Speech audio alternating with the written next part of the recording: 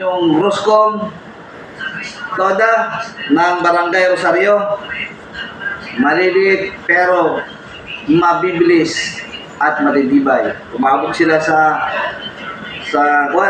championship. Talagang makikita natin mga to. Hindi naman kalaki ang mga player dito pero napakabilis, napaka-shooter. Sila po yun ang katanggap ng ika-5 gantimpala. 5 ba? Ika-4 na gantimpala. Siyempre mga kasama, alam niyo naman, kapag natanggap niyo yung mga premyo, kung natanggap niyo, siyempre, pamerienda naman kayo, pamlot naman kayo, mag-party na kayo ng isang kambing! Yan! Kaya pag nag-party kayo ng isang kambing, kasama nyo si Buklet dyan at makikipulutan. Hindi po, mabuhay po ang Roscom Toda from Barangay Rosario!